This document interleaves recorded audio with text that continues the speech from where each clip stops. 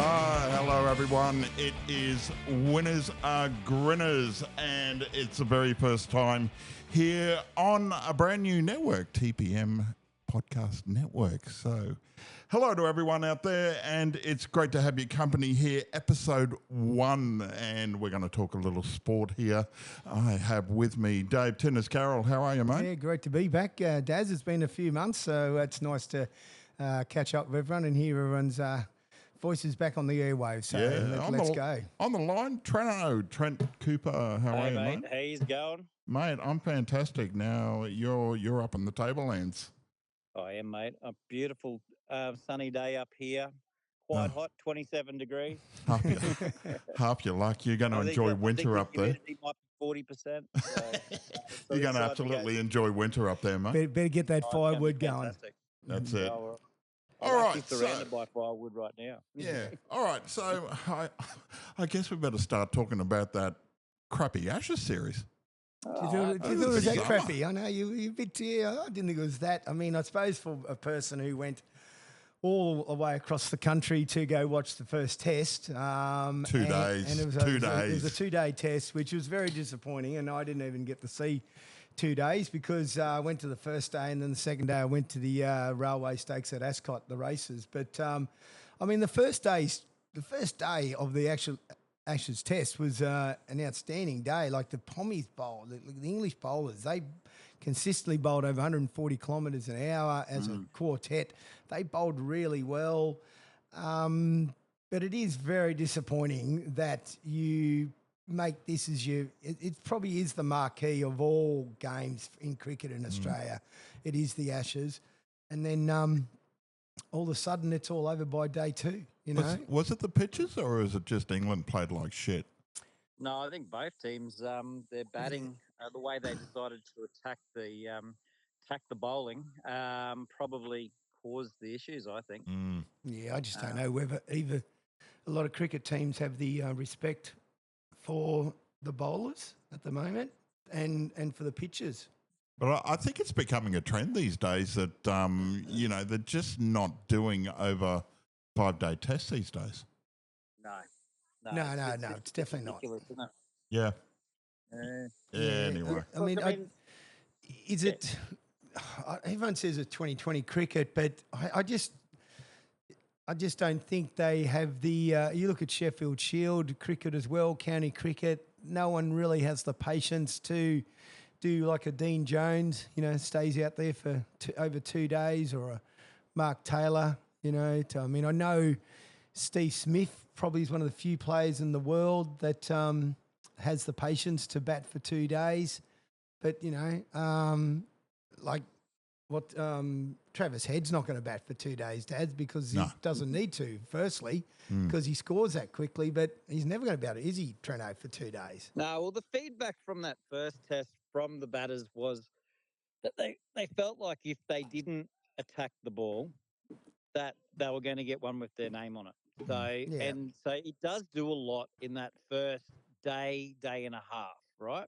And we really, as I said, we said, it's a 2-day test. Well, it was probably, it was 5 sessions really. We didn't really get into that last session that much. And Travis Head took it away from him because he played an attacking game, and I think they probably didn't bowl in the right areas in that second innings to him as well. They kind of played to his strengths, and look, that kind of changed further into the series. But but overall, look, it as the viewer, we want to see more than 2 days. We look at the Gabba. We copped it there as well, and there has to be something more than blaming the pitches and stuff, and it's got to be something inside their head. They did. They blamed England for going to Noosa. Yeah, that's right. Yeah, I do wonder though. That because of the whole Bazball hype and everything, I wonder if Australia went, well, let's show you how to do it as well, kind of thing. And as in, we'll play Bazball back at you. And that's why it went for, we saw a couple of tests that went for a couple of days. I I mean, we did. We got a better test towards the end of the series. Once they had acclimatized. Look, England's biggest problem was they decided not to play any warm up tests. They just went straight into it, and they played that inter team game over in WA, and then they, as I said, they went and had a break and had basically a holiday in between going down to Easter and stuff. And look, by the end, that's got to be something that they've got to review because without a I doubt. look at it and think Australia, when the series was there to be won, we were on song.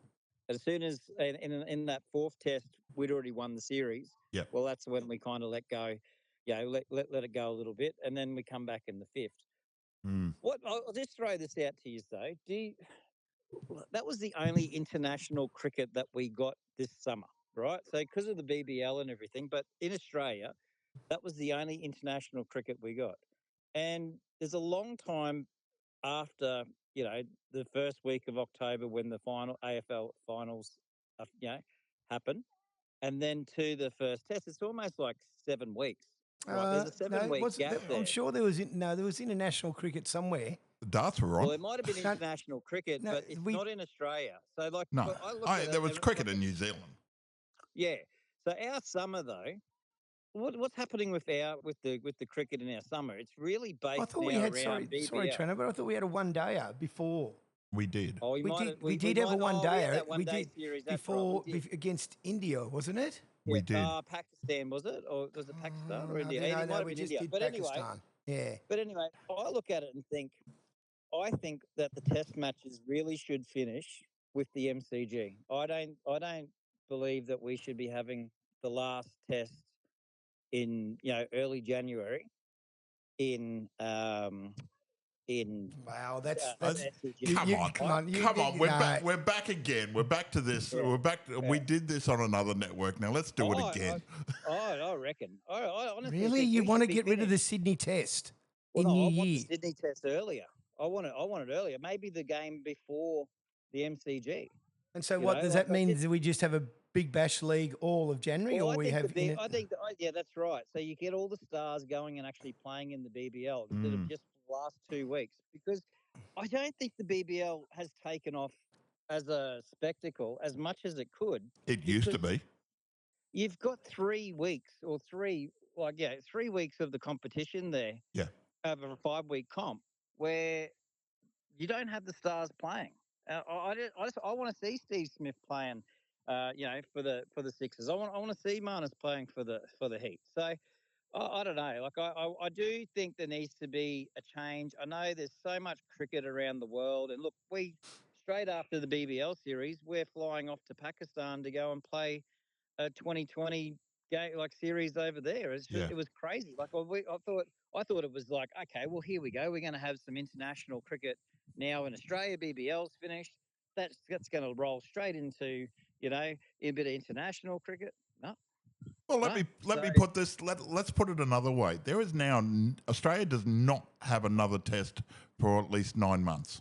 Yeah, I know. Not till we play New Zealand. Yeah. And that's because of the World Cup. I think the 2020 World Cup coming up, and then I think we play some one-dayers or something. No, actually, I think I got that wrong. No, sorry, we do play Bangladesh. Yep, and we play Bangladesh in Darwin or Mackay or Cairns. Now, it'd be great if it was in Cairns, but I think it's more Mackay. It's Mackay this time. I mean, God, for my sake, thank gosh for that. You know what I mean? But how good would it been if we did have a test in Cairns? Would have been awesome. Yeah, and we used to. Warney tied the world record in Cairns. Yeah, right. Back all the way back then. I think it was against Bangladesh. He tied the world record, and we were like, "Yeah, here we go," kind of thing. We're going to see him break the world record. Well, he tied it here, and that was it. But that's something that Cairns can look up. We've got a test quality facility, stadium, and pitch. Like that pitch is amazing. It really is. I don't think. When it's well manicured, it's extremely good to bat on. So back to the Poms, though, you got to think Steve Smith did not have one test, Daz and Trent. He didn't play for one test. We had no Josh Hazlewood. Nathan Lyon played, 2 games?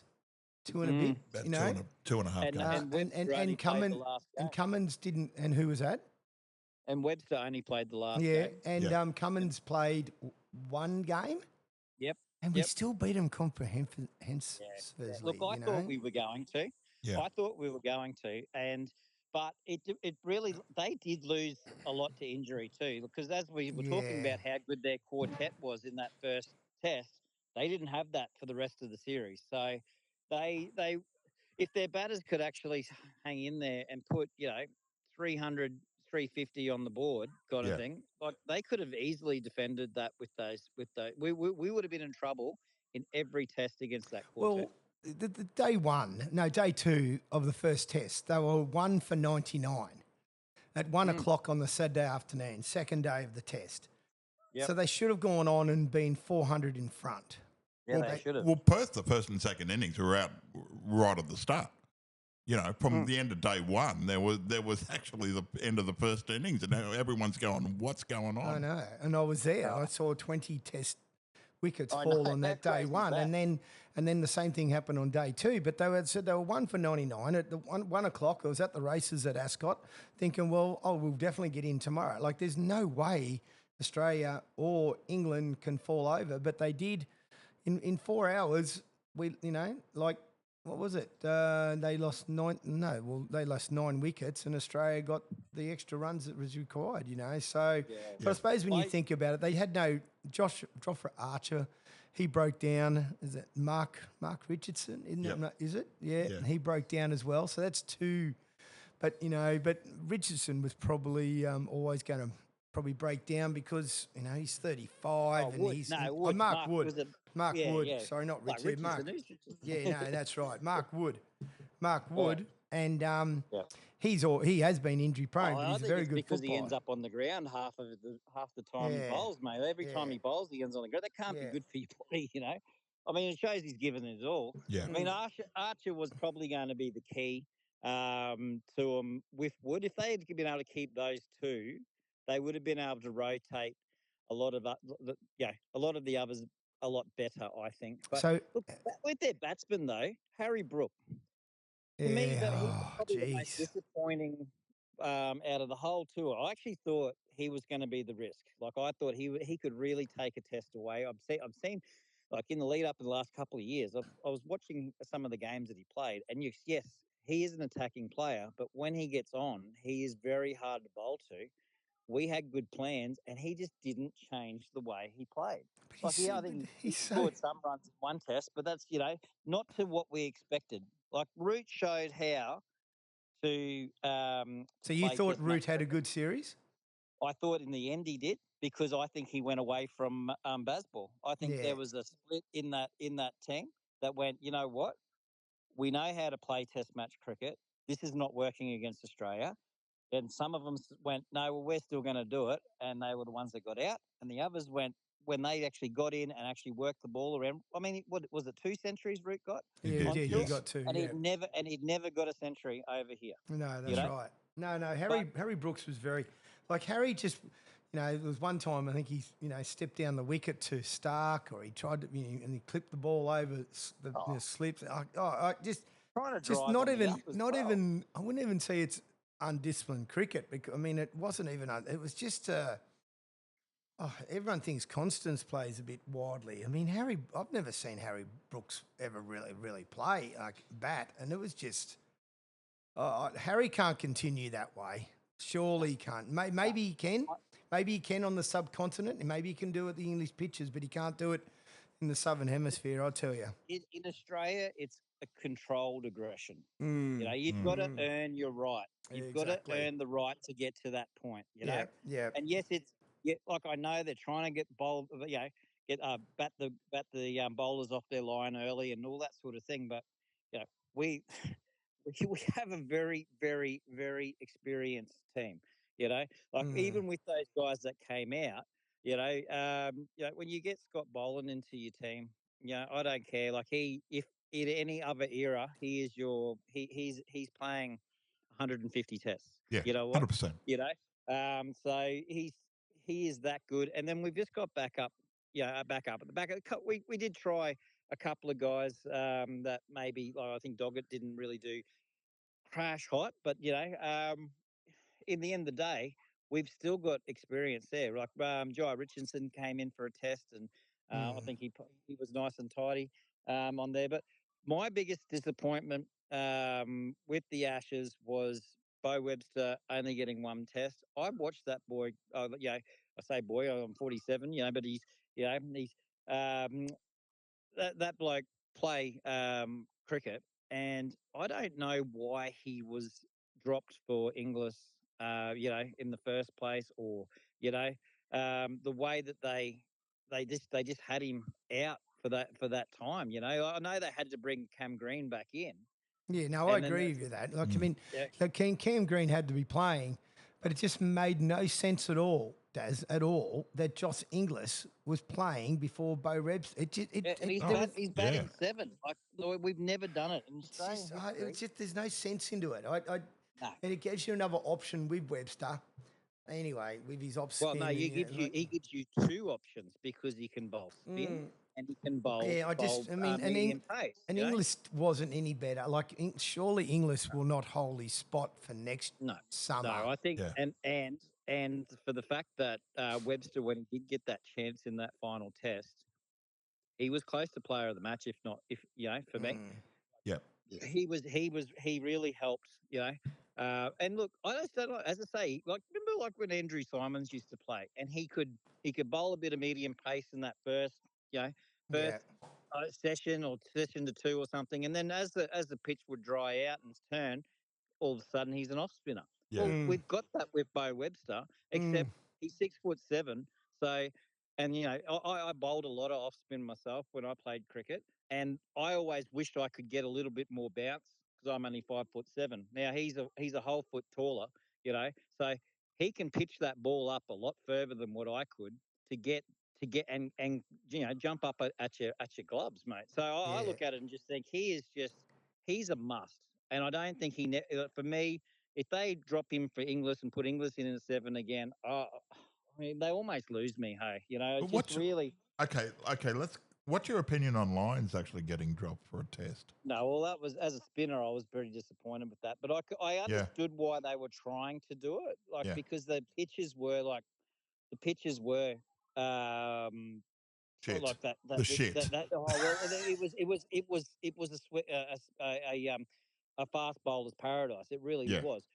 I always remember that Warner used to say, "If it seems, it'll spin." You know what I mean? Yeah. And we did see a lot of seam in that test that he was dropped. And look, I've always at the Gabba, I've always believed you have a spinner. Like Warnie loved bowling at the Gabba. He really did, because you could get a little bit of extra bounce in there, kind of thing. And it would, like, if the test match went for long enough. Plus, it's a pink ball test, that one too. Yeah.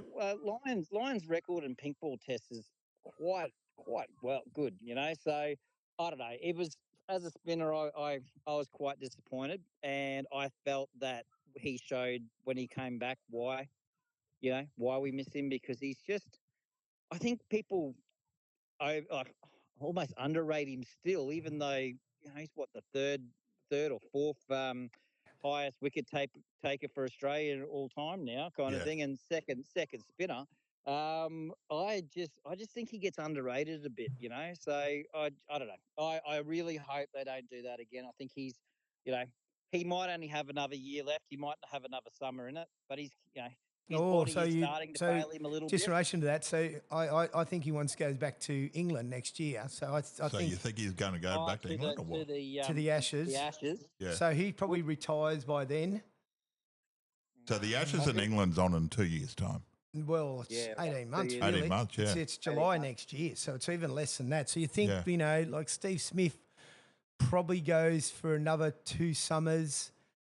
Mitchell Starc as captain, or will Cummins come back? No, Cummins comes back. I think you can't take Cummins away from the captaincy. Smith's been great at captaining as a vice captain, but now that we've had Pat as captain for 4 or 5 years now, no, he's your captain going forward. I think the team still rally behind him when he's there. And he makes good decisions, I think. So I think he stays there. But yeah, I think you're exactly right, Tinners, where Yeah. in your timeline. I think by Yeah. the end of next year, you are going to see these guys. I think Stark finishes up, especially now that Alyssa Healy has retired herself. I think Stark might be sitting there thinking, well, how far do I want to be Yeah, away I from? think Stark and Smith go for another 2 summers. Yep. I think Nathan Lyon could as well. I think so. What would that take us by 2028? 28. Yep. I would think we'd see Stark, Lyon, and Smith probably retire. Yep. Josh Hazelwood, I can't see him playing Test cricket by February 2028. He's not even playing now at the moment. So we're kind of setting ourselves up for that same thing that happened all the way back in the end of the 2000s. Yeah, really, I'm isn't it? intrigued, and I've been trying to locate, and I probably haven't done too much research, but who's the next left armour? We've always had a left armour. We had Nathan Bracken and Bruce Reid and Johnson and Mitchell Stark. I don't know anyone currently in the Sheffield Shield who's a left armour. There is one, but I can't. On the spot, I can't. Because we need a left armour. We've always had a left armour in our pace attack. Well, we've been very good when we've had a left armour. Yes, we are. Yes, but although in saying that, during the period where Warney and McGrath played, I can't really think of a left armour that played with them too much. Because between Reid and Johnson, there wasn't much. There was Nathan Bracken who played a bit of probably one-day cricket. Bracken, yeah. Nathan Bracken. Yep. Yeah. That was probably about it, though. Yeah. So you can get away with it, but but you probably had 2 of the. You probably wouldn't, though. No. Why would you? Want that say? You don't want a whole like. Well, we've got no Shane Warne and Glenn McGrath coming through. And why would you? Why would you get away from a successful team at the moment?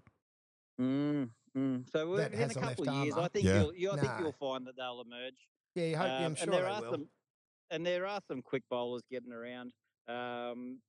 Especially there's a couple of young guys coming through as well that are really pushing the speed gun as well, which is great to see. And talking about a young gun, did you see the 14-year-old for India in the under-19s World Cup against Pakistan? I think it was. He scored 175 runs off 69 balls. Wow. Yeah, I can't think of his name, but he's the same. He's the same young fellow we were talking about that got the BBL contract. Yes, that's correct. Yes, it is too. Yeah, that is him. I don't know. I'd say and a lot of people are saying that you've seen Tendulkar, you've seen Kohli. Yeah, you've seen Tendulkar. You see, but once he makes a name for himself on the biggest stage, I'm sure he's only 14. I'm sure he's only 14. Yeah, it would be because he was. I think he was. And I didn't think you could. Maybe they allowed. I know in Australia you have to be 15 and over. Yeah. I mean, to be able to play any 16. Yeah, to any professional sporting, whether it's football or. Yeah. But you're not allowed to. Obviously, I mean, in community football, but you're not allowed to. You have to be 18 and over to play AFL, NRL, don't you? See, whereas in India, it's always been if you're good enough, you're old enough. Because as I say, I think Sachin debuted for India when he was 16. So, and but so anyway, his name is. I just looked it up. His name is Vibhashi Shurvanashia. Yeah, he's a 14-year-old prodigy. He's broken Alyssa Healy's record, the highest score ever in a World Cup final. Yeah. Okay, there you go. Yeah, so no one's ever scored that high. That high score of 175 has never been scored by any professional cricketer in the world at any final. Whether it's that's right. It's quite amazing. Absolutely. Yeah, I'm not. And again, I don't know who he played for in the IPL, but he did play in the IPL as well. I don't know what franchise he was with, but anyway. Yeah. Yeah, someone to look forward to seeing. He should be here in Australia in a couple of years' time, you'd think. Yeah. Hey, just quickly, because we know you have to go. I do. The footy's back. It is. It I is. watched the Cowboys Bulldogs game last night, just the trial match. Yeah, I think in our message group I did say it was Cowboys seconds versus Bulldogs thirds, So and the then it was, Cows did and win 34-30. What do we read yeah, out of but it? they changed the team virtually entirely in the second half. A I did couple of hear players still quickly on stayed the out radio there. this morning, though. Jakey Clifford had a very good game, though. Yeah, he played half a game and he had a blinder. Yeah. He Yeah. really did. Mm-hmm. Look, Purdue still played quite well as well. Purdue played 6, Clifford played 7. Look, it's hard to gauge because it was against a very inexperienced Bulldogs team. Hmm. Yeah. But that Bulldogs team did in the second half, like it was 28-6, I think, in at half time, and it ended up 34-30. So Yeah. they came back in a rate of knots in the second half, but a lot of the players with NRL experience had been put on the bench. So Yeah. it was good to see. I always enjoy the trials, especially that first one where you get to see a lot of young guys playing. One guy who I have been waiting to see play for a very long time. This was his first game in 18 months, and this was for the Cowboys. Only young, Mason Barber, his name is. Now, he played fullback, had a quiet game for most of it, and then right towards the end, he took a pass off Credence Toia, and he just made it reminded me of like Inglis um, or I guess a bit like Ponga in a way where he stepped left, he stepped right, and he was just through, and then he could just step through, and there's no one could touch him. And you looked at it, and it was just so easy for him. And I thought that's a Yep. little glimpse of what could possibly be for this young man. Now Yep. he is behind Drinkwater, and he is only young, so he's probably going to spend the next 2 years playing Q Cup, and I Yeah. think that's a good thing. But he may get he may get a chance on the wing at some stage as well. But other than that, hey, the one person that I thought that came out of the wilderness had seemed to be lost to rugby league a little bit was Wairumi Greg. Yeah. Now he came back. He was wearing the number 21. Uh, Very solid game. He's got himself really fit. I think he's going to push for a bench spot for the Vegas game. I would be really surprised if he doesn't because he just didn't get dominated in any tackles. He really did his job. He tackled his heart out. I think he might have missed a couple there, but for the first game, and once again, it is against the third grade Bulldogs team. But I just thought, there just might be his time. So Mm. yeah, it was good to see him back. So Yeah. there is an opportunity next week, of course, with the preseason cup actually continuing. Yes, there is. So Cowboys are playing all those 4 teams that you saw this weekend. They are playing next weekend, and then the weekend after the rest of the teams still play, but they have a break before the Las Vegas game. So Yeah. that's when they do their Oh, that's traveling and why stuff they've like that. started early. Yeah, so that's why there was only those 2 Yes. games Okay. Yeah, for this because those weekend. 4 teams are the 4 teams that are going to Vegas. And that's right. And so you will see possibly what the teams are thinking are going to be their full strength side, at least for the first half of next week, Yeah. for the 4 teams that are going away to Vegas. So it will be interesting to see if Clifford gets the nod over Purdue. Mm-hmm. Like honestly, Purdue is a very good player, and as he's been touted, is going to be the future of the club. But realistically, 5'8" or halfback is a very hard position, and he does so well at centre. I just don't know why you would move him at this stage Yeah. unless it's his managers that are putting the Cowboys in a bad Mm. position. Yeah. So that game's 3 weeks today. Pretty well done, Yeah. nearly done and Yeah. dusted. Just about 1st of March. Yeah, Yep. first Yep. game's probably done and dusted. Yeah. Nearly Yep. all, both That's really. him. All right, Yeah. guys. Well, I got to go. The kids Beautiful. have gotten out of the creek, the lovely wild river up here. We've decided to go for a swim. So the kids are out of the creek. I've got to go take them home. Enjoy the podcast. Always great talking to you, and I'll talk to you next time. Awesome, No mate. worries. Yeah, Thanks, have a good Treno. one, mate. See you, Catch you mate. later. Bye-bye. Okay, Bye. take care. Bye. Trent Cooper there from the beautiful Atherton Tablelands as the dog actually attacks Dave. Doesn't want to stop. Awesome. All right. So the next game we had last night was the Dragons and Knights 28-18 to the Dragons. You can't really.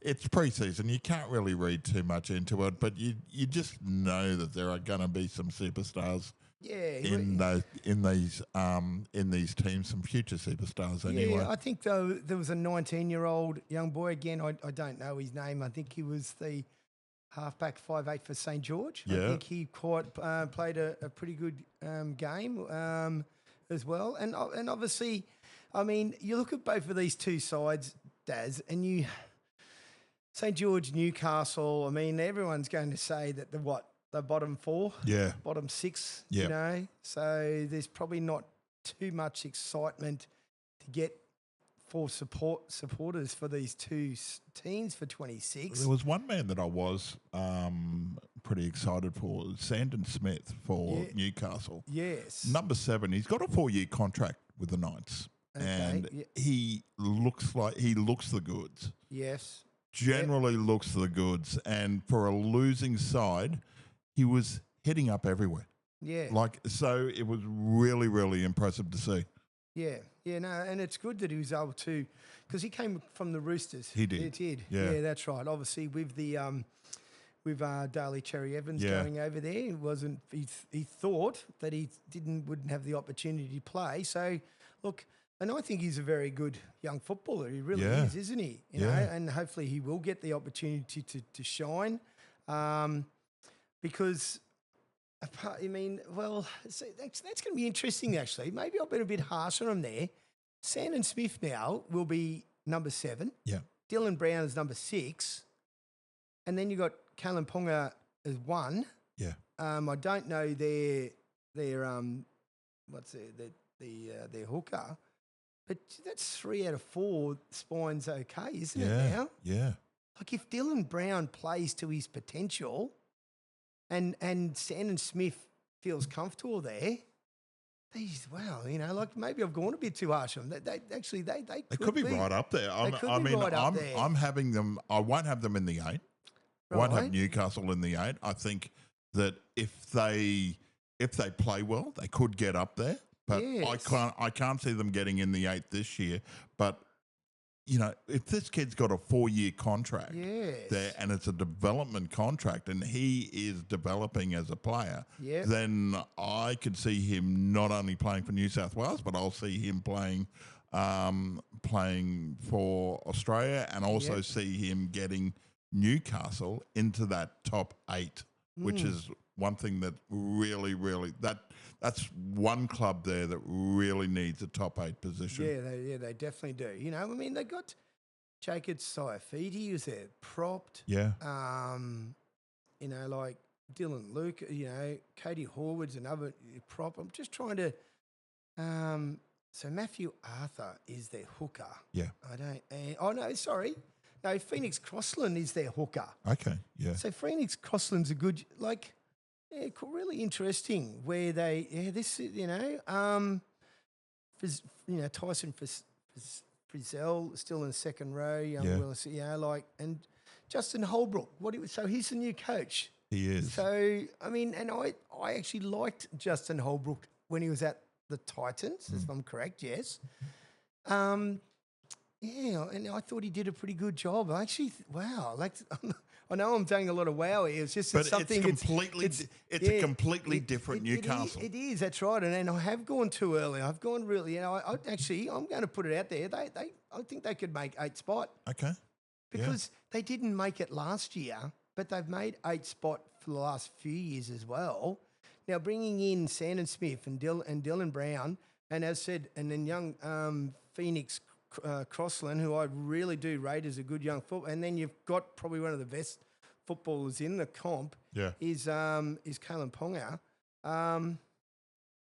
They'll put it right out there. They will, seriously. Yeah, they will. Possible. Yeah, very possible. You All know, right. Let's yeah. go. Let's go through the list. Let's just go through the different teams. Okay. Yeah.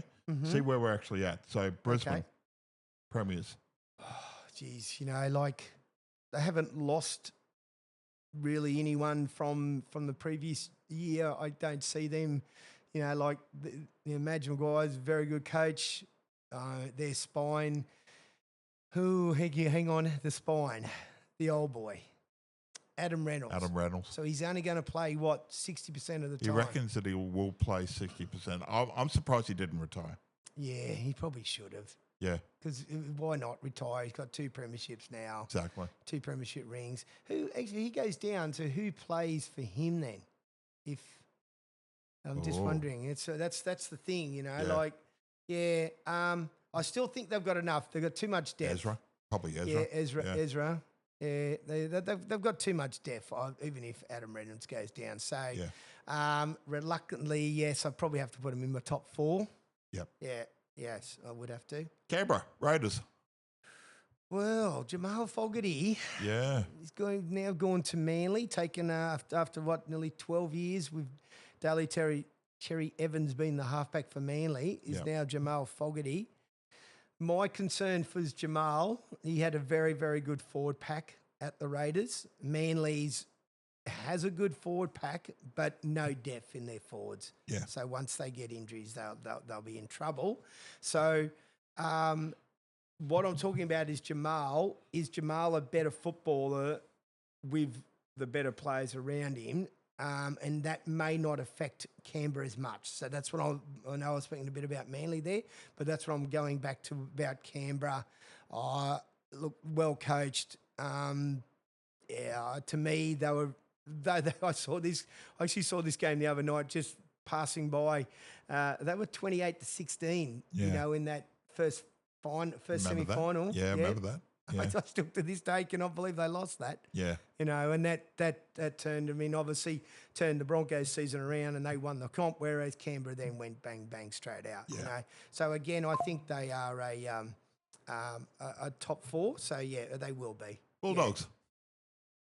Yeah. Callum's team. Callum's team. Well, I've forgotten the young fella's name. He's come from Parramatta. Sorry, the what's his name? The 5'8" now. Even though I don't think he's a 5'8". Anyway, he'll be better for the experience of not having to worrying about going from one team to the other.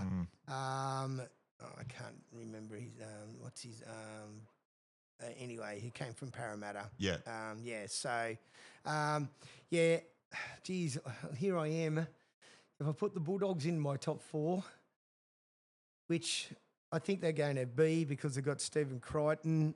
Actually, so they've lost their hooker. I think he's got a lot of mongrel about him. He's gone to the Cowboys. They a premiership chance?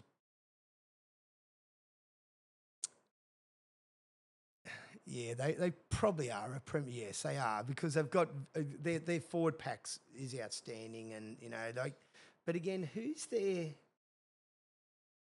So I don't know. No, I don't know. I don't know if I still don't know if Burton. Sorry, I've got his name. Burton and Galvin are the two. Lockie Galvin, yeah. Lockie Galvin are the 2 players, and I've never treated Matthew Burton as a 5'8". I don't think he was a playmaker. I prefer him in the centres. And I know you can't because you've got Christian... Well, you got Stephen Crichton in the centres. And Christian Cherry in there as well. Yeah. I mean, you can't go to fullback. No, my concern is with those 2, I don't know if they're as good as what an Adam Reynolds or an Ezra Mann are. Yeah. So I'm saying no, then they're not going to win it, but they are going to make top 4. Cronulla. Cronulla won't make top 4. No. No, I can't have Cronulla in my top 4. Surely I hope they haven't got an easy draw, Daz, because if they've got an easy draw, they could and probably would make top 4. But like most of other NRL followers, I'm a bit over them being in the top 4 and a double chance. Yeah. They don't deserve a double chance, this football club. Dolphins. Dolphins will definitely make the 8. Yeah. Definitely make the 8 for sure this year. Yeah, well coached, Christian Wolf. You know, And it's a new lineup this year as well Yeah. with them. So yeah, no, they're good fullback. Tom Gill, no, they'll make the 8 this year. Titans. Well, a lot of the Queenslanders, well, they obviously love Joshy Hannay. He's been a very successful coach in the Queensland system for a number of years. Really good news for their supporters because Tino re-signed Yes. during the week, Yeah. and a lot of people didn't think that he was going to or would. So that's fantastic for the football club. Yeah, but they'll probably win maybe 7 or 8 games, but they won't be. They won't even be knocking on finals. Your team, Manly. Manly, yeah. Look, Jamal Fogarty's come across, and I really rate him. But our forward pack is good when we've got the best 5 or 6 on the paddock. We have no depth in the forwards. No at all. DCE. No, I'm not worried about DCE. I think it was his time. Yeah. Good luck to him to go to the Roosters. Yeah. But no, I think that Manly. This hurts to say. I don't think we'll even make the 8. Actually. So you think they're rebuilding? Well, yeah, because like Tom might only they might even not even like if Jake Trbojevic has another concussion, he's out of the game. Tom Trbojevic probably only got 1 more year to go, maybe 2. So yeah, they'll really look out for this young boy called Joey Walsh. Yeah. Australian schoolboys rugby union player. He was in Manly's system last year, might have been the year before, but let's say last year he really came on. He will probably play off the bench this year as well. I'm really looking forward to him. I think he is a very exciting young footballer. Yeah. Melbourne, Bellyache signed up for another 3 years. Yes, I did see that. Yeah, Yeah. he wants to get with his old mate. He wants to joust against his old mate, Cam Smith, Yep. who's now the Broncos' assistant. Melbourne. They would be a top 4 chance again this year. You think so? I think so. I can't see them making the finals again, but I think I'm looking top 4. So I know we haven't come across this team yet, but so Melbourne will make top 4 before the Roosters. I think so. Yeah, It'll be interesting. Yeah, I think it'll be interesting the run home. yeah. I'm not going to put them in. I'm going to say they'll be top 6, but I don't think they'll make top 4. New Zealand Warriors. Yeah, New Zealand will make top 6. Yeah. We really like. I love them. Love their coach. Fisher Harris is his 2nd year, so he'll be a lot more settled as well. They'll have Luke. Oh no, they probably won't actually. Luke Metcalf will be back, but he probably won't be back till June, July. That really hurt them, Luke Metcalf. I think injury will dominate their season if they keep their side the way that it is. Yes. Okay, I think they'll do well. If they don't, then that's going to be a problem. Yeah, I agree. They still will be top 6. Yeah. Look, there's a number of good teams that that they could make the 4, but I don't think so. Yeah. Newcastle, as we said earlier, there's a lot to like about them. Yeah, there's a lot to like about it when you go through that. I think they'll make about 8th or 9th spot. They'll definitely, maybe a week or 2 out from the finals, they'll still be needing to maybe win maybe 2 or maybe 1 of their last 2 games to make the finals. And we've already gone through it on Phoenix Crossland and Kalen Ponga, who's he's an outstanding footballer. Dylan Brown. If Dylan Brown gets it right, with Sandon Smith, wow, there's not a lot of teams out there that have a good 6 and 7, and that's what my concern is of the Dogs. They're 6 and 7. I mean, Galvin's good, but is he good every week? And Burton, is he great? Burton's not your playmaker. Then you're asking a young Galvin. So no, they will be knocking on the 8, and I'll be very surprised if they don't make it. Yeah. Cowboys. Well, the Cowboys. What do you say? What do you say? I mean, surely, people listening out there, and put a message in if you can that their coach. Is it Todd year this year? It's Castor. We've been on radio stations and other podcasts for 3-4 years now, and we keep saying the same thing, that he's going. Surely this is the year. Yeah. If he does not make finals this year, and I don't think they will. Yep. I really don't. because I know they've got Tom Dearden, who's an out-and-out star, Yeah. but I wish their fullback, everyone thought he's going to be an out-and-out star, but he's just not. Their forward pack's nothing too special. I mean, I know you got Nanai, and I get all that. I get they've probably got a couple of boys in there, but they're getting a little bit older as well, So if he doesn't make finals, I mean, well, if they go 0-5 and 0-7 or 1-7, Yeah, who knows? I don't know. I need to do some research, and I can have a chat about this weeks to come. Is what's his contract? Is this his last year? I think so. Oh, then okay. Well, then if they don't make the 8, he's not there next year. Yeah. And I don't think they'll make the 8 because they're not better. I don't think they're better than Newcastle. They're not better than Melbourne. They're not better than Roosters. Not better than Raiders, Warriors. The Bulldogs, Brisbane. Who else? I mean, there's well, they're probably better than St. George. Well, they're not better than Cronulla. Yeah. Yeah. So that puts them 12th. So anyway, we'll wait and see. See what happens. Yeah, I mean, obviously, everyone in far north Queensland loves the Cowboys going well, but I just can't see them being any better than the teams I've just nominated above them because they haven't really bought in. Let's look at it this way. Is it worthwhile driving down 4.5 hours to go and see a Cowboys game? Well, I don't know if it's just a Cowboys game because Yeah. I do love my NRL and Yeah. I'll probably just go watch an NRL game. Yeah. And we probably, you think, well, let's spoil ourselves and go watch an NRL game even because it's good facilities. But I wouldn't be going to watch St. George and and the Cowboys or No. probably the Gold Coast and Yeah. Cowboys. If it was Melbourne and Cowboys, I mean, I'm sure you're probably going down. Yeah. If it's Bulldogs or even Manly or even like Warriors, I'd probably go watch the Warriors because I think they're a good team to watch. Yeah. So, Absolutely. All right. Parramatta, Eels. mate, I am going right out here.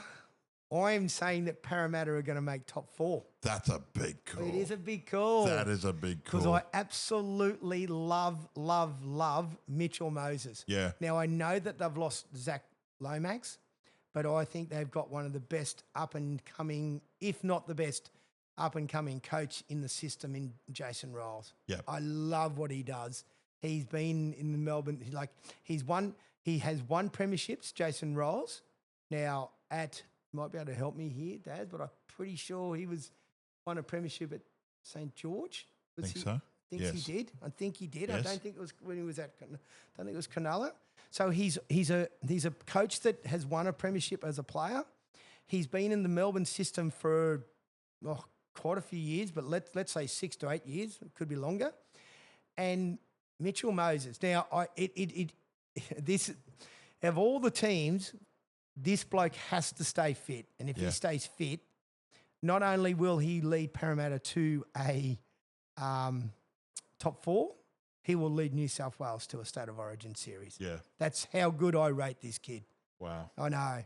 So I know it's a very big call, but I do believe Parramatta are on the right track to. You would have seen though, mate, their last. I mean, you could look at it and go, well, there's nothing to play for, but their last 8 to 10 games, and they got rid of Dylan Brown. He said, But they had nothing to play for. I get that, but if you have nothing to play for, then why do you play? Why do they play well? I'm just being a devil's advocate here too. Yeah. Like I'm just, they said to Dylan Brown, well, look, we love you, but see ya. Yeah. They pushed him out, and I don't know the person who played in the 5'8". Well, but Dylan Brown was going to Newcastle anyway. yes. Or did he play the back end of the year? He too? played the back end of the year, but he was going to Newcastle anyway. That's right, exactly. So look, I know they've lost, Dylan Brown. I know Zach Lomax. I wished he was still there. That would help my I'm not a Parramatta fan. It would help my prediction to get to the top 4. I know we can't comment too much on that one, but boy, that is just a mess. Oh, that's terrible. The NRL leader, or we can say Peter V'landys cannot come out and say we forgive you. Yeah, Can he? well, yeah, first he said that he's given a 10-year ban, and then after that he turns around and says, "Oh, look, no, we're not going to give a 10-year ban to him. He'll be fine." We'll welcome you back. Yeah. So what? He's going. He's What going. about Paps? Pappenhausen. I know. What's he doing? Exactly. Yeah, he's in limbo. He is. Yeah. So that means Lomax is going to your team, Melbourne. Could be. Now, that changes everything about Melbourne. Yeah. If they get Zach Lomax, but I really hope that Parramatta stick their heels in because they've said that they want Xavier Coates. Now, there's no way Melbourne's letting Xavier Coates go. Well, if they do, Daz, then my prediction of Parramatta Eels making top 4 That'll strengthen them. It'll help them. Oh, yeah. Big time. It will help them. Yeah, big time. So anyway, I know it's a very bold call and it's a long way from them to come, but I just think they're very, very well coached. So, all right, let's turn to the Panthers. The Panthers. Interesting, isn't it?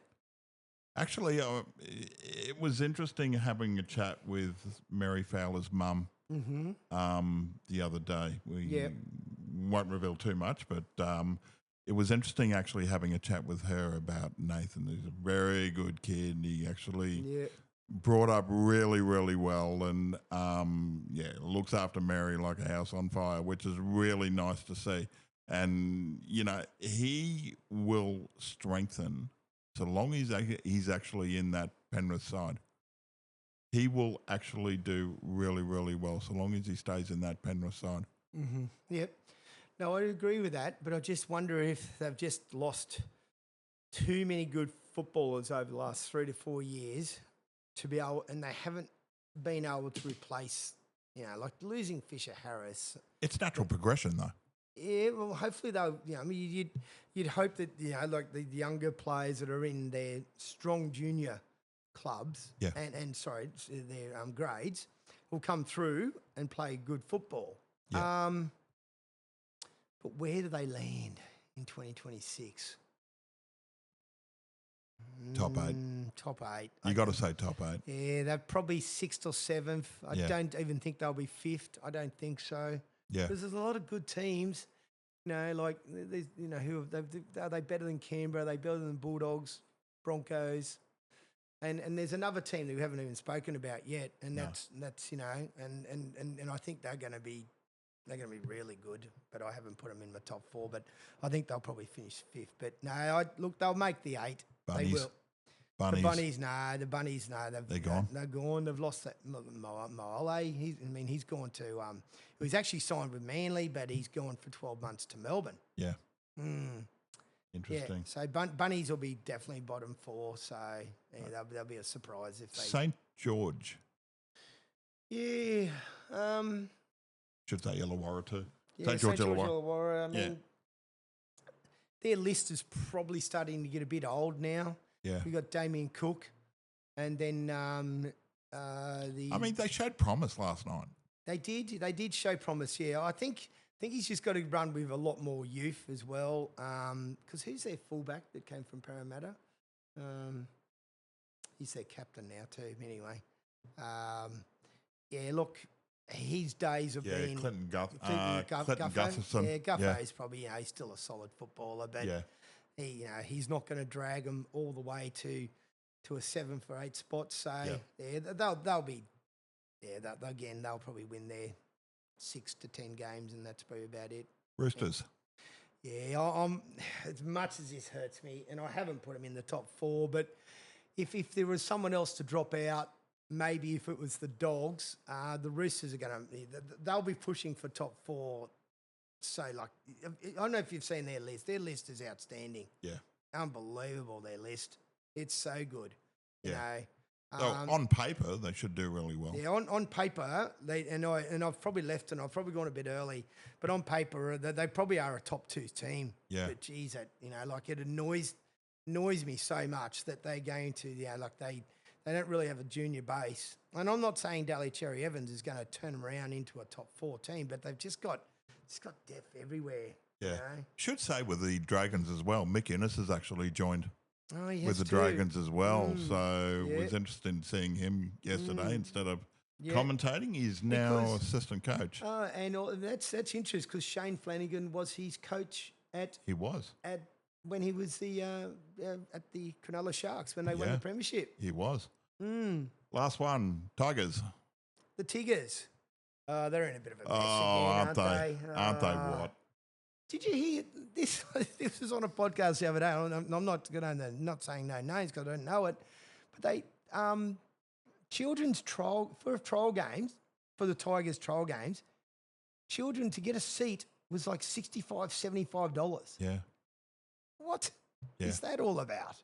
Yeah. Like, yeah. But there's a whole lot of backroom drama going on with the Tigers so as well. Messy. It's just so messy. You know, does Luai stay? Yeah. I don't know why he would want to stay. Look, they'll get enough. They'll get some wins when you don't expect them to. Yeah. They might go on a bit of a roll as well. But when it gets to the hard point of the season or it gets really cold in Sydney, then they'll probably lose 4 or 5 in a row, and then again. So there's a number of teams. So there's they definitely will not make the top 8. That's for sure. So. Should also mention while we're here that the Perth Bears are actually gaining some momentum as well. Yes. Yeah, no, that's it. It's great, isn't it? It's great. I think it's so exciting to see the Perth Bears in next year. But I did mention this to someone the other day. So what happens, Daz? They play Friday night in New Zealand. Mm. Now, it's 4.5, 5 hours to Sydney.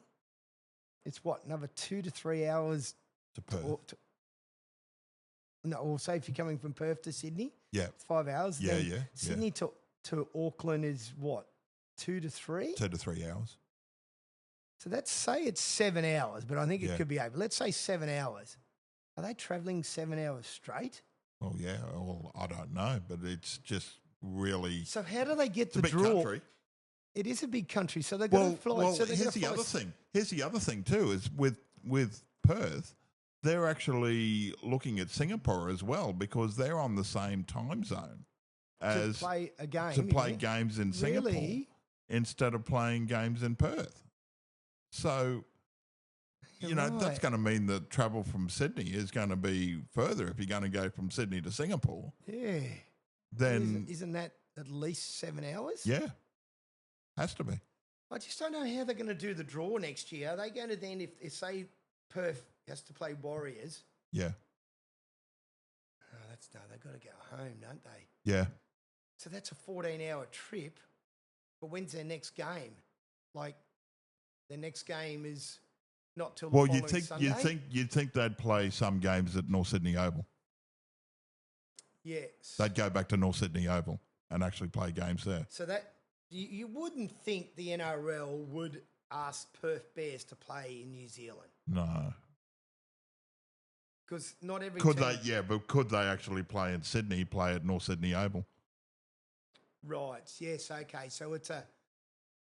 Is it? But that's not a Warrior. That's a Perth Bears home That'd be a Perth Bears home game. They'd be playing in at North Sydney Oval. North Sydney.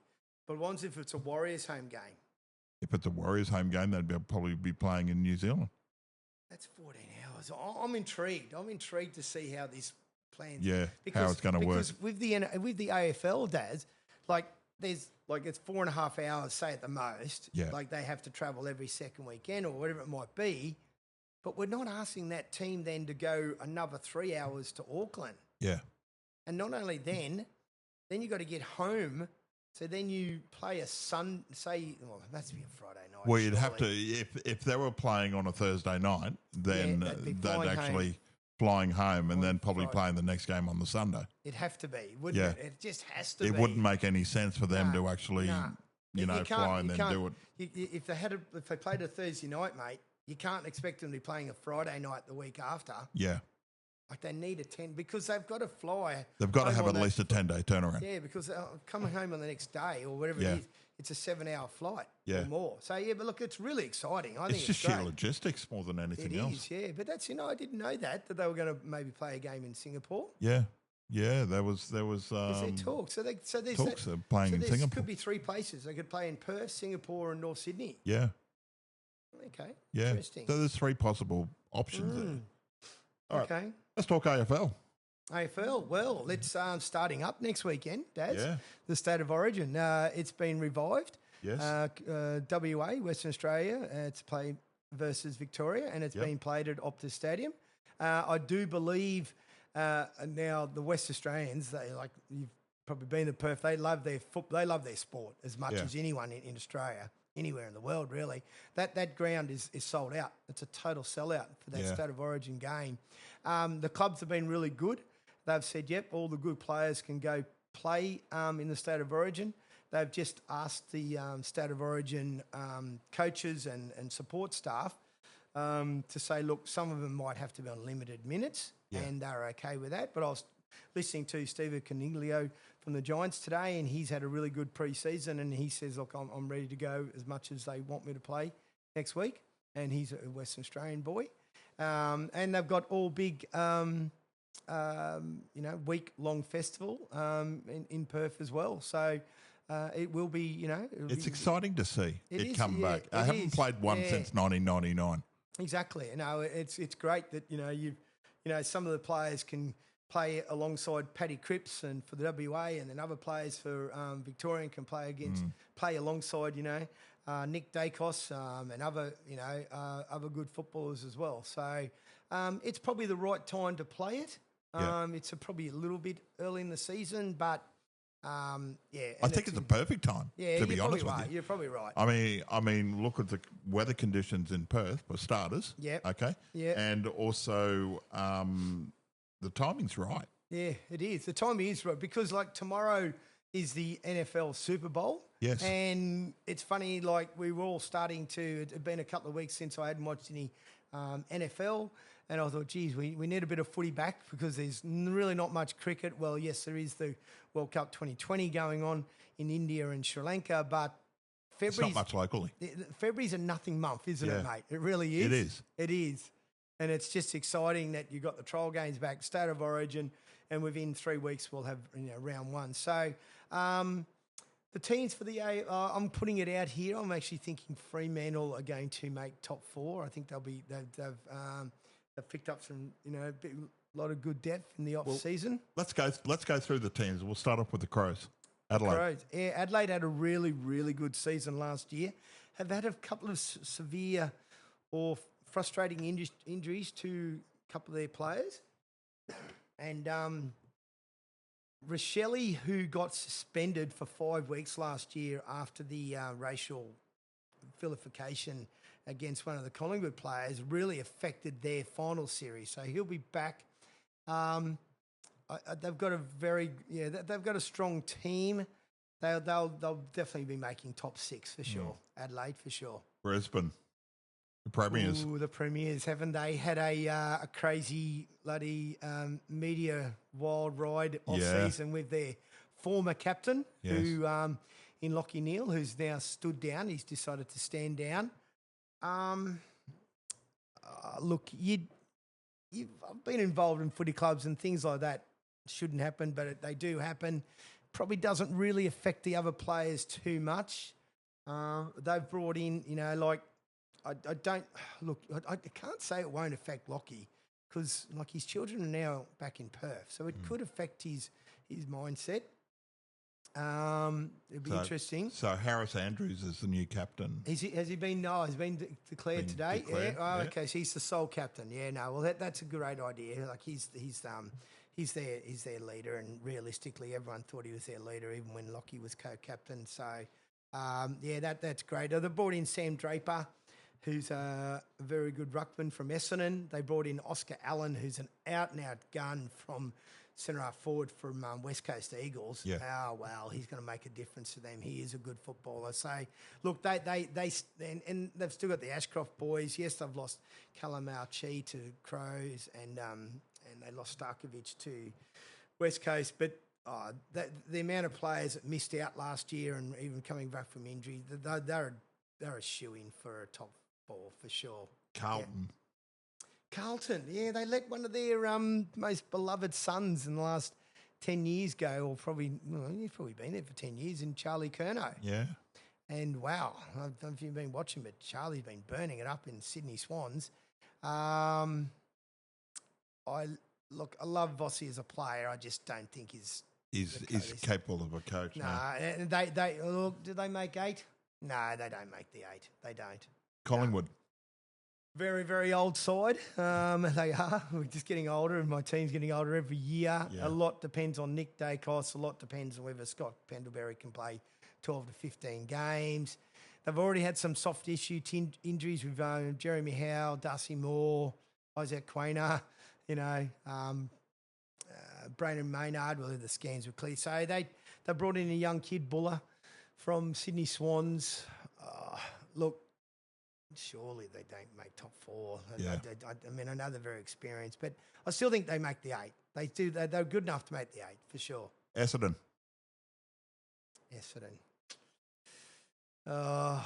What do you say about them? And they had a messy that draft period with Dyson Heppel, but he's gone. He's retired. He's gone over to Collingwood as a coach. Former captain, I can see him as well. Anyway, he was their former captain, but he stepped down. But now there's talk that they might extend him now. Yeah. To me, Essendon, and they've already actually, Ridley's already in. No chance. No chance of making 8. Got too many injuries already. Fremantle. This is my big one. Fremantle will make top 4. They've got the best back line in Alex Pearce in the competition. Their midfielders. I was watching a reel of Braden Young this morning, Hamish Brayshaw, Luke Jackson in the middle. You've got young Voss up forward. Who's the other big forward as well? I think Brenton Cox. I know Brenton Cox is down back. And I love Justin Longmuir as their coach. They're building nicely. To me, they're a top 4 easy. Geelong. Yeah. I think they're the same as what Collingwood is. In that, if you're going to rely on Jeremy Cameron to win too many games for you, Jeremy Cameron's been an outstanding player. It's a bit like Geelong or like Melbourne does. I just don't think that they will make the top 4 this year. I just look good on them if they do, but I just don't think they will be. Just to let you know that, just to let everyone know that our washing is actually done. Well, that's good to know. It's good Thanks, to Google. know. All right, so where are we up to? Gold Coast. Oh yeah, lock this side in, Daz. Yeah. Oh yeah, everyone's bullish. They got the best coach in the business for the last 10, 15 years in Damien Hardwick. Yep. They've brought in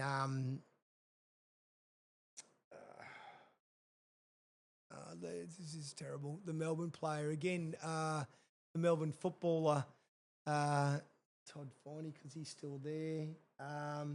Anyway, they brought in Jamara Ugle-Hagan, off the rails a bit at Western Bulldogs, but he's training the house down. His talent is just unbelievable. Christian Petrarca is the bloke they brought in. Now, Christian Petrarca was one of the best midfielders in the comp for a while and at Melbourne. He doesn't need to be the best midfielder at the Gold Coast. And we'll see a bit of midfield time, but not a lot, because their midfield is just elite.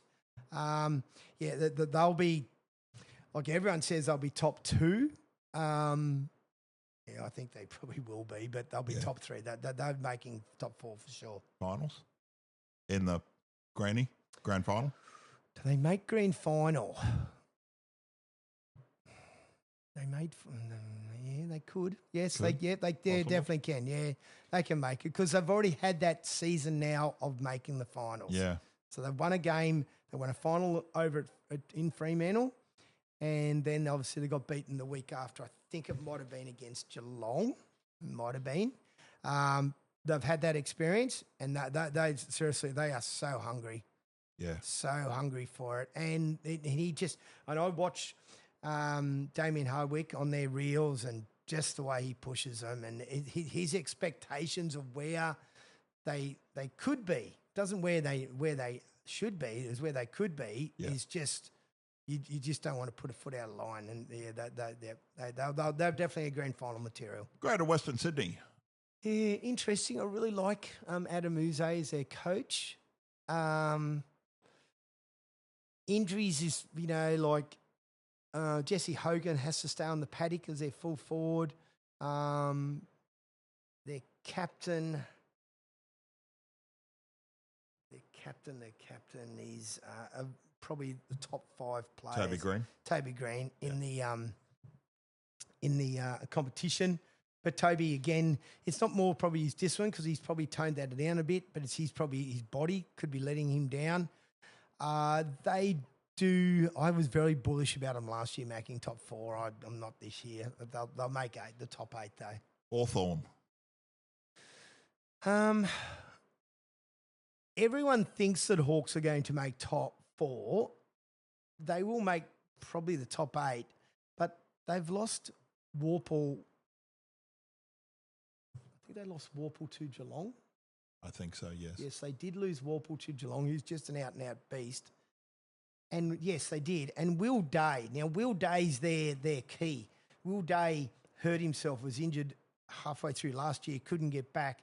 He dislocated his shoulder 4 weeks ago, and he's out for 3 or 4 months now. Wow. He's had surgery on it. Will Day's a massive key. They had a trial match yesterday. Jake Ginnivan kicked 5 goals. I think he broke his hand. So, look, it's not the worst thing, but I just don't think they've got enough depth to be pushing top 4. So they got dual captains this year? Yeah, have they? Yeah. John Newcomb and James Sicily? No, James, yeah. Well, John Newcomb's, he's an out-and-out gun. He's so good. But I just don't think they have the depth.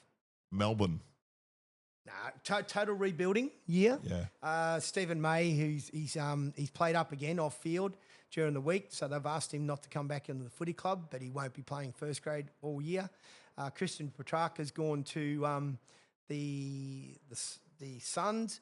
Clayton Oliver, who's been a bit of a bad boy and hard work for him over the years, he's gone to GWS.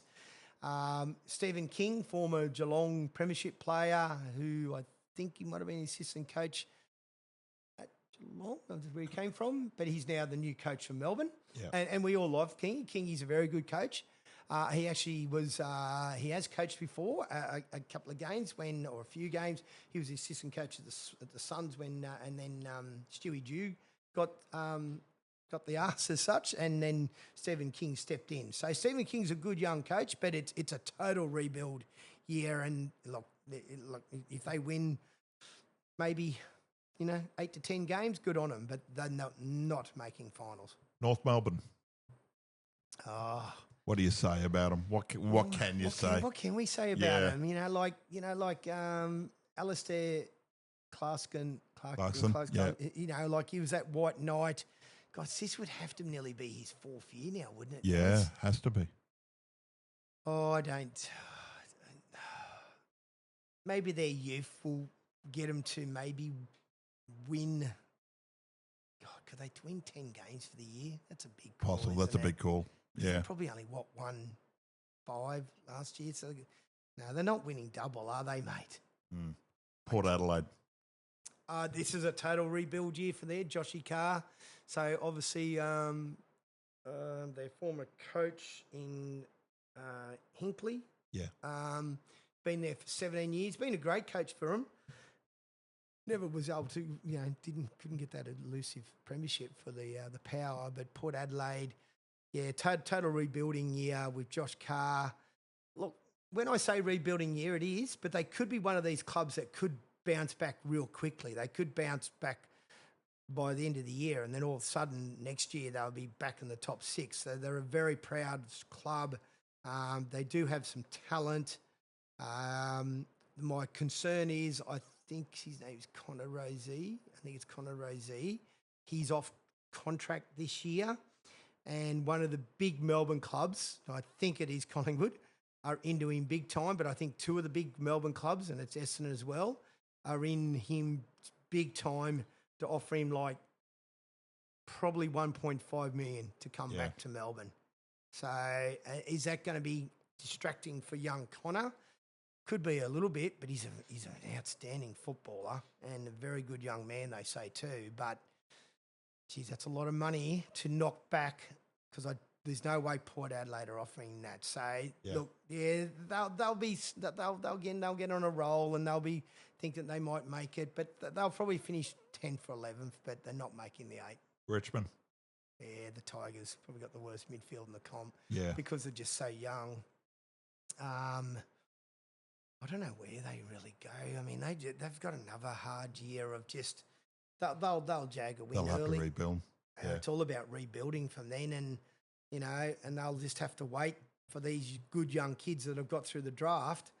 That by the time they're 23, 24, that Richmond will you'd hope Richmond will be playing finals before the next 5 years, but geez, I can't see it at the moment. St Kilda.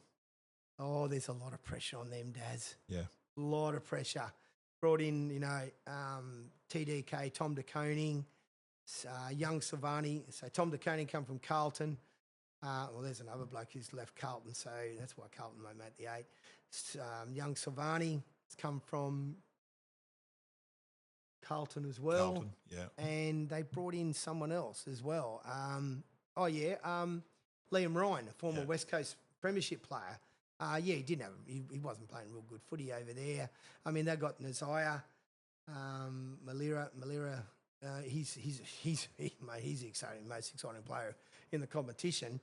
A lot of pressure on them. They have to make the 8. So whether they make it, but they just have to. Yeah. They have to. Yeah, if Ross Lyon is asked to get these better players into his football club, they've got him in there.